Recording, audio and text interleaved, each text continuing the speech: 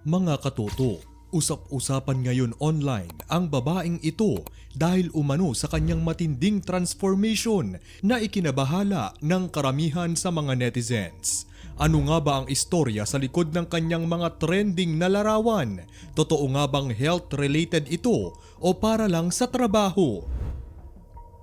Siya si Kitty Chicha Amatayakul, isang Thai actress, singer at model na namayagpag sa industriya dahil sa pagganap niya bilang Nano sa isang Netflix anthology series na pinamagatang Girl From Nowhere.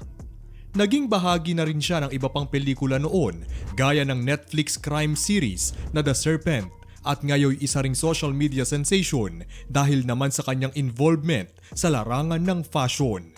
Pero bakit nga ba bigla na namang umingay ang kanyang pangalan?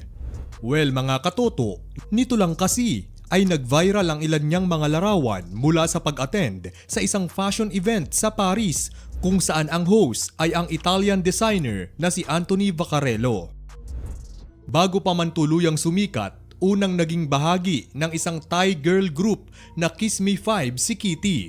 Pero balik tayo sa issue mga katoto, bakit nga ba biglaan ang pagpayat ni Kitty? Totoo bang dahil ito sa komplikasyon o para sa trabaho?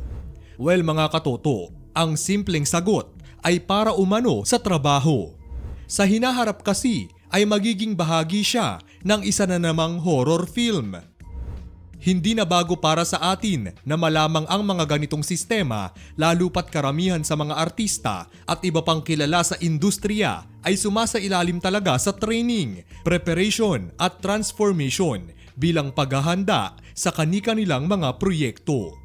Pero sa kabila ng paglilinaw ng ilang Thai media na intentional ang nangyaring weight loss kay Kitty, marami pa ring fans at netizens ang nababahala para sa kanyang kalusugan. May ilan ang nagpahayag ng kanilang mga opinyon at nagkomento na sana ay nasa maayos na kalusugan at diet plan ang aktres.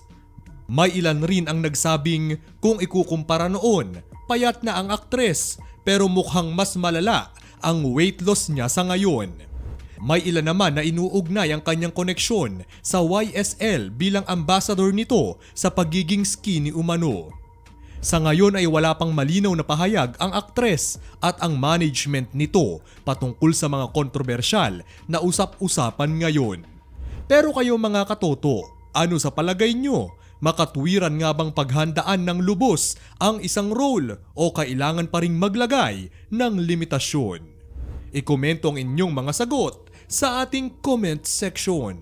Kung gusto nyo pang makarinig ng mga katulad nitong mga kwento, ilike lang ang ating Facebook page at mag-subscribe sa ating YouTube channel.